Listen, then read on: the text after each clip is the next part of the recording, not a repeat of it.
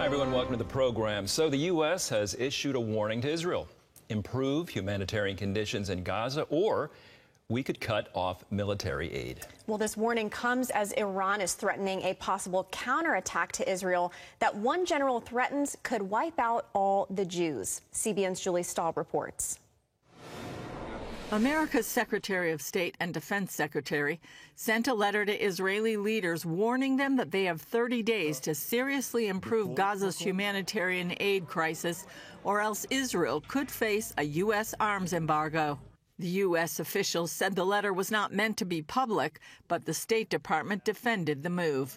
What we have seen over the past few months is that the level of humanitarian assistance has not been sustained. In fact, it has fallen by over 50% from where it was at its peaks. On CBN's Faith Nation, Brad Bowman of Foundation for Defense of Democracies says the letter does real damage to Israel as it's fighting deadly enemies on 7 fronts. So this is very, very serious. This, I would say, is not unlike your best friend being surrounded by 6 or 7 bullies on the playground, getting kicked, and then you come up and instead of giving your friend a hand up, you join the kicking. This is not too far from that.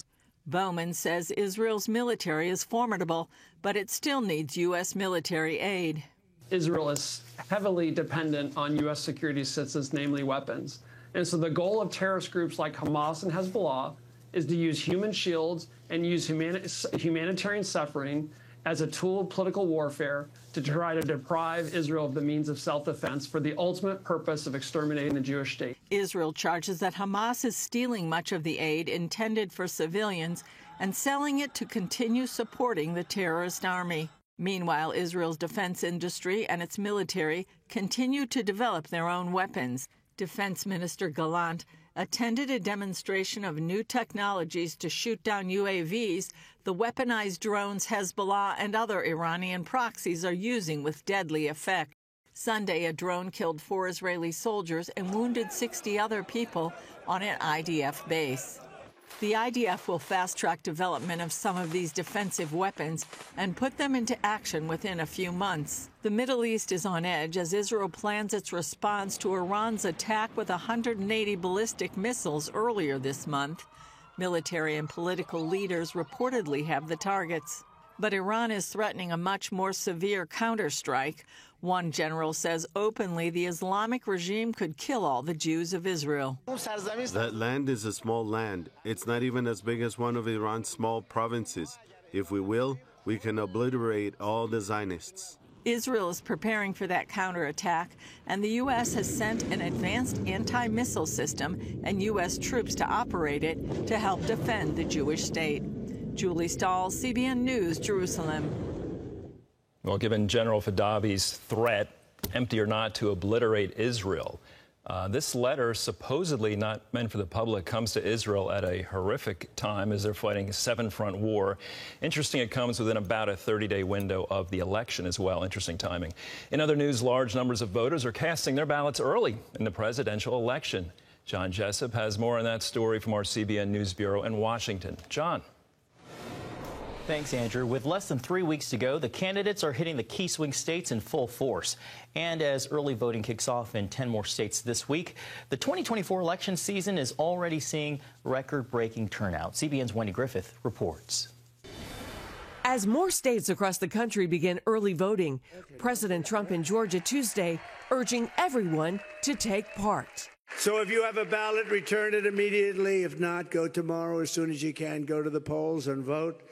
Then, for the next 21 days, get everyone you know to get out and vote. We don't want to take a chance. We can't lose this country. Georgia already setting records, despite many residents still cleaning up after Hurricane Helene. Down power lines and piles of debris still litter streets in some towns.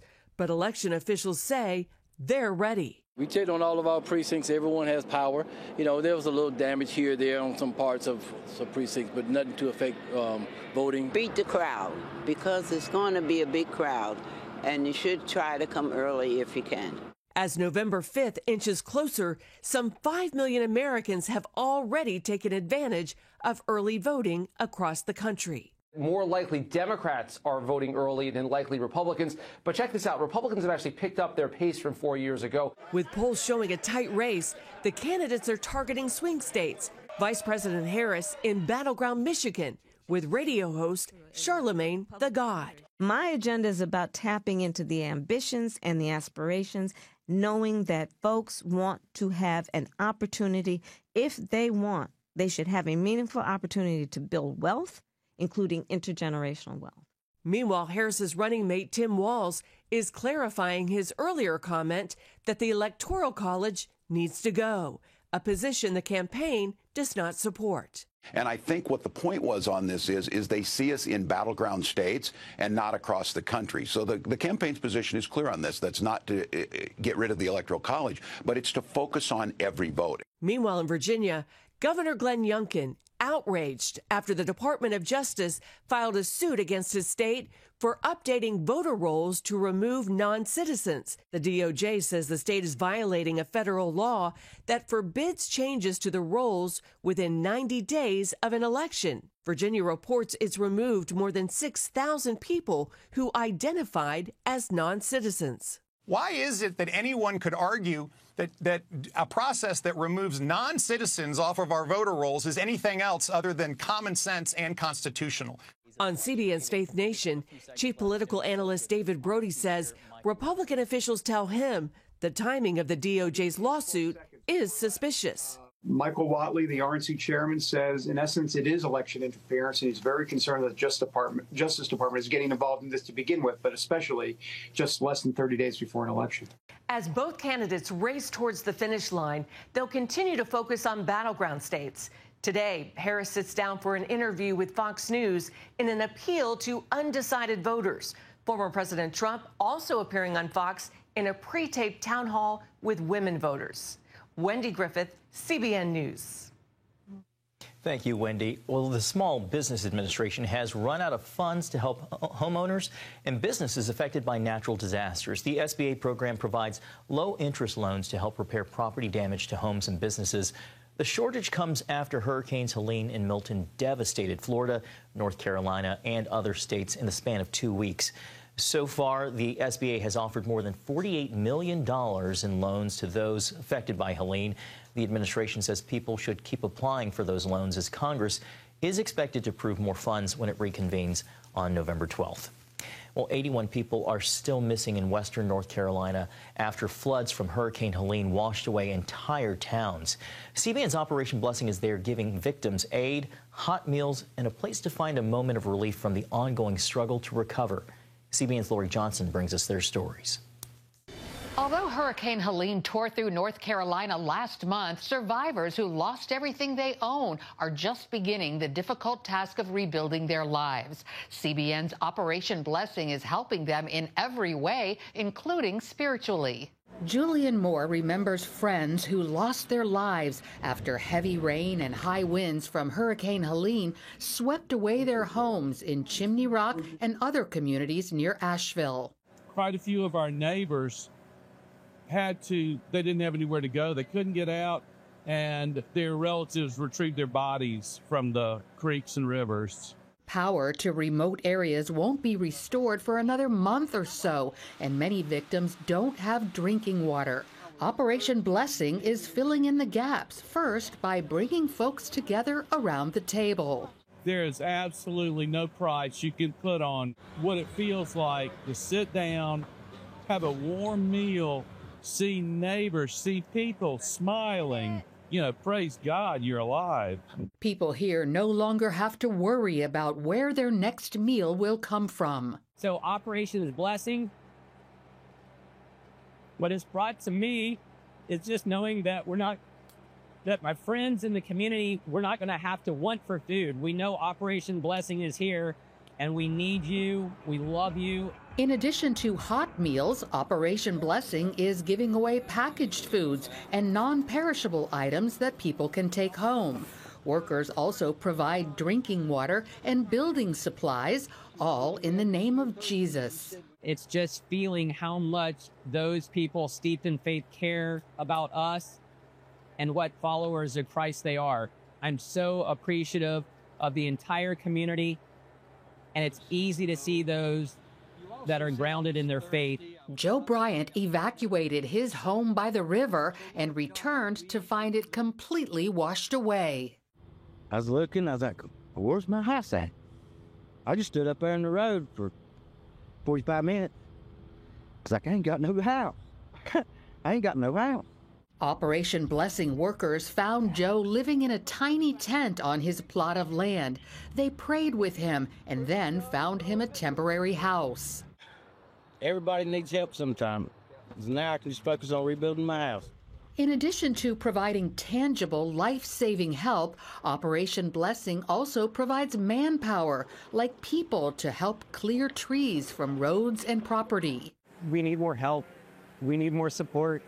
If you have time, we would love it. If you have donations, we will take it, and we will get it in the hands of the people that need it. So while rebuilding parts of western North Carolina will take a long time, Operation Blessing is in it for the long haul, demonstrating the love of Jesus. Lori Johnson, CBN News. Thank you, Lori, and your Operation Blessing there, helping to rebuild lives in people's times of need. Yeah, and Operation Blessing at the same time has been in Georgia and has been in Florida. This is an unprecedented time, and we've seen bad hurricane seasons, but Georgia, Florida, North Carolina, Operation Blessing has been in all three, and it's so humbling to hear recipients thank Operation Blessing, thank CBN. They're really thanking you. CBN partners, thank you for what you have done and continue to do. Can you imagine trying to process having no home, no hot meal? You have this trauma, and you're processing it in a tent by this river. And you wake up on a cold morning, but someone is there to give you a hot meal, bring you water, bring you hope, bring you prayer, provide temporary housing in the case we just saw. We are going to be there for weeks and months, and we need more support. Thank you to those of you who have helped support Operation Blessing. If you have not, it is a great time to show the love of Jesus. A great time. You can give us a call, 1-800-700-7000, or you can go to cbn.com. Operation Blessing Disaster Relief Fund. Some people like to write in. I've heard from partners who are sending in donations. CBN Center, Virginia Beach, Virginia, 23463. Text OBDR. OBDR to 71777. I've even been receiving pictures from CBN partners who are in the field helping, and they're just so excited, saying, it's my first time volunteering with Operation Blessing. They've come from multiple states away to join the effort. Thank you for helping us extend the love of Jesus for people in need.